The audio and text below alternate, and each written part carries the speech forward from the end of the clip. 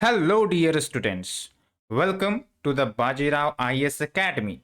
Today is 12th January and we are going to discuss the daily Hindu newspaper analysis. So, in today's session, we are going to cover three important editorial. The first editorial is related to parliamentary form of government. Although our constitution talks about parliamentary form of government and we follow parliamentary form of government, but there are different models which were proposed during the debates of Constituent Assembly, like presidential form or the orthodoxy or the Swarajist. So we will be understanding each and every one little bit in discussion so that you should have an idea what other models used to be and why we have selected this parliamentary model, the benefits and some of the lacuna as well. Then further, we will shift towards the second editorial where the main focus will be anti-defection law.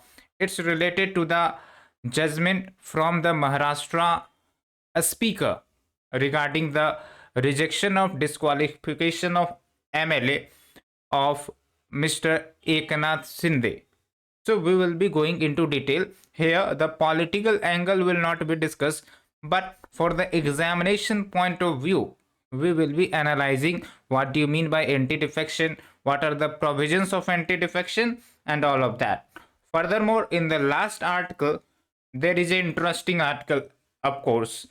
Like on 26th of January, we know we celebrate the Republic Day because on that day there was enforcement of our constitution. But on that day, you observe that in the Rajpath, New Delhi, there is a decoration, there is a tableau showcase of various states. But how this tableau selection happens? It may be important question for the prelims because nowadays UPSC is more focusing on these type of questions. So we will be trying to understand the ministry, the process, all of that. So before starting our discussion, if you are new to our channel, kindly like, share as well as subscribe our channel and also spread to your friend circle. So let's start with our discussion. The first article can be related to GS paper 2. So when we talk about Indian Parliament, we know that we do follow the Indian parliamentary form of government in the state as well as in the center. And what is the main focus area of this parliamentary system? That the executive is responsible to the lower house. Whether at the central level, the central government will be responsible to the Lok Sabha. Whether it's a state level, the state executive or the state government will be responsible to the Vidhan Sabha. Hope you understood. That is the parliamentary form of government. And here, the people of the particular constituency elects their leader and their leader gets represented in the parliament or in the state legislature. That is the process. And nowadays in 2024 we are having to have a Lok Sabha election, and definitely if you are above 18 or 18 you can vote as per your constituency. So that is the thing, and that's way we elect our representative. Okay, but here the context is different.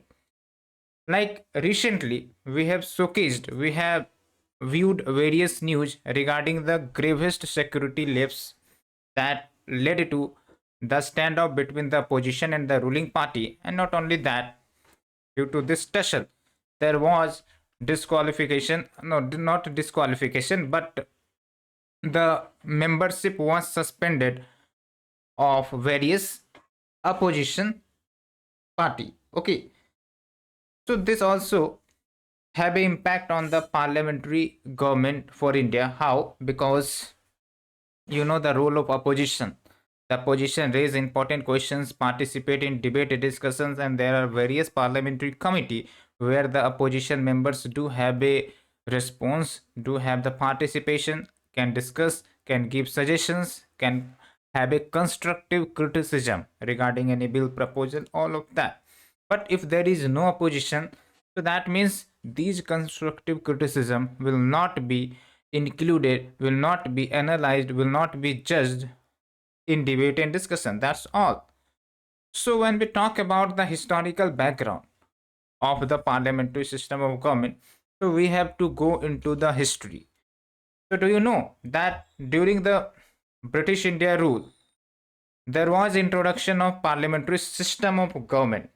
Okay. However, the membership or the representation of Indians were very less, but slowly, the representation increased. Okay. And that's why during the Constituent Assembly debates, there was discussion whether we should follow the parliamentary system or the presidential or other form of system. But tell me, if you are aware of any method, so you will prefer that method as well. So that means already we were following the parliamentary system of government.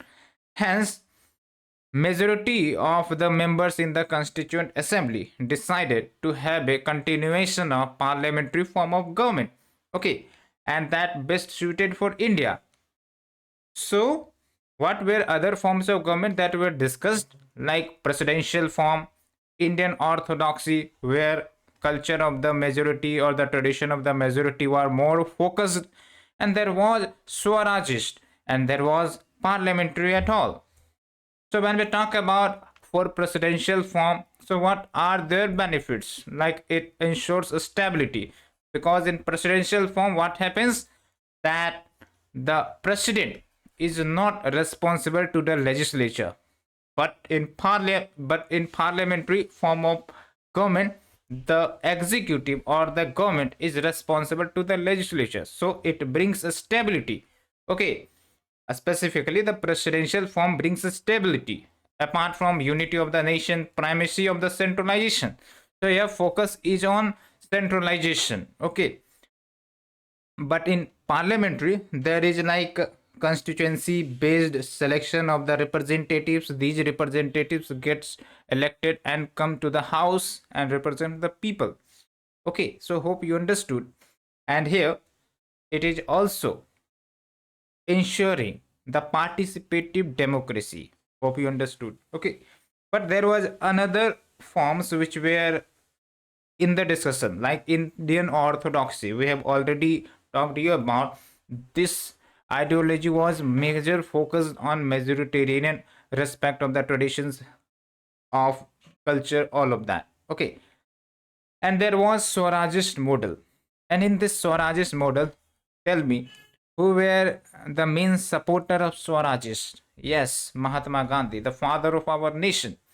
So, in the Swarajist model, what was the basic philosophy? That give powers to the village, to the people of the village. That means decentralization of the power, village panchayats, empowering the village panchayats, empowering the local self government so that they should also be involved in the decision making. So maximum powers and maximum autonomy to the local self government, which was focused on the Swarajist model. And you can understand that the parliamentary, the panchayati raj system or the municipality, some philosophy gets reflected from the Swarajist model. So that is one thing. And now lastly we come to the parliamentary model. So we have various significance, like voice of the citizens gets represented. Okay, and apart from that, the trust of the popularly elected house also matters.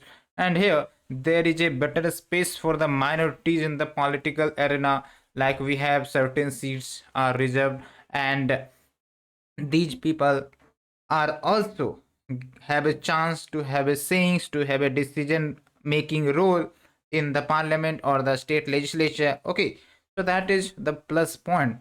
So it is good for the citizen community, and it is known as representative body. So that is the significance of that. But what should be the major aim of the parliamentary system? That is the opposition. Okay, the opposition plays a very important role, like we have already discussed, for the constructive discussions, debates, for spreading some innovative, out of the box suggestions and the ideas for the participation in parliamentary committee. Okay, so that is very important to ensure check and balance against the executive. Okay, so that is the main focus. But let's say in the current scenario, what we are seeing, that after the membership rejected, so there is very less opposition available in the parliament. So who will raise the constructive questions? Who will raise or who will participate in the parliamentary committees? Okay, so that means government will be representing the committee. Government will be like doing everything as per the will without having constructive criticism. So that will be a hurdle. Okay, that is the thing you should understand. So the role of effective opposition is very, very important, and it makes competitive party system. So competition means what? When there is a effective opposition and when there is not. So that means one party will be dominating in terms of their ideology, in terms of their philosophy, all of that.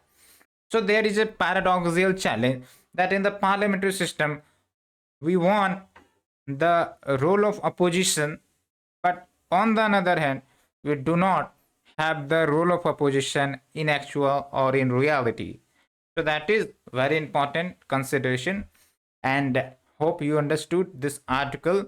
And there is another instance, like we will be going into the historical background, where the presiding officers have a very important role. Whenever the presiding officer acts as the presiding officer, so there should be not the biasness, there should be the neutrality in decision making. Okay, so like in this security lapse issue, what the presiding officer may have done, like they had formed a committee on security, and they should include these opposition members as well, but it was not done.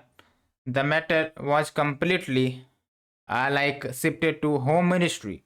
Okay, so the role of opposition is also not getting respected.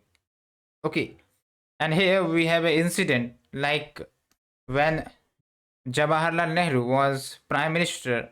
Okay, and at that time the speaker was Mavlankar ji. Okay, and there was an incident like Jawaharlal Nehru like tried to call Mr. Mavlankar into his cabin.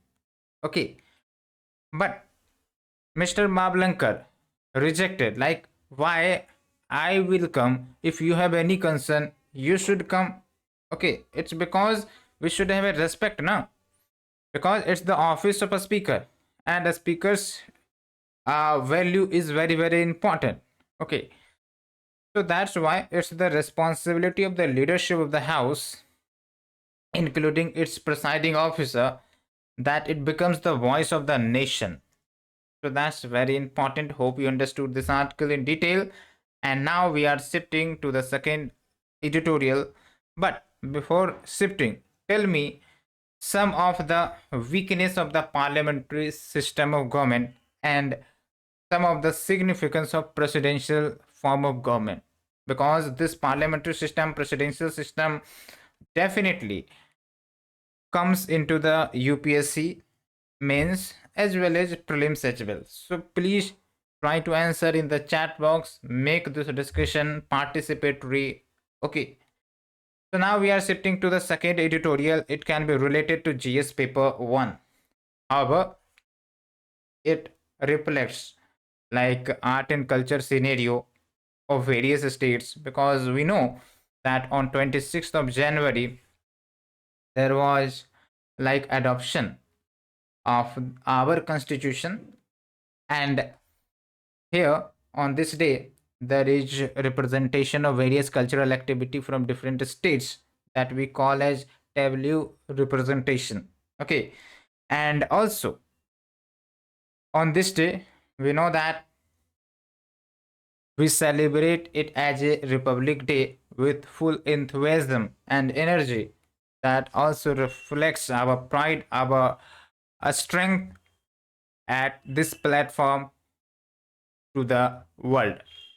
So we will be analyzing it, how the procedure happens, but why this issue is becoming very much frequent in news. It's all because there is ongoing tussle or dispute between central government and non BJP ruled state regarding the Republic Day parade tableau, and now it is taking the political tone.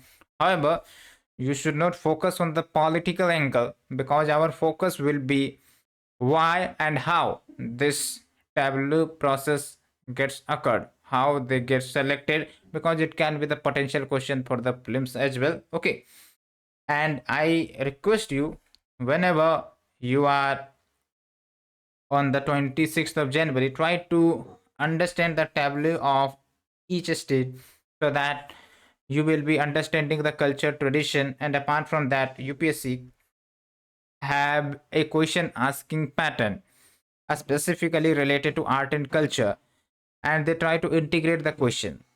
So you have to have a basic idea, overview about various states, culture, traditions, all of that. Okay, so it's a better platform, better medium to make you understand.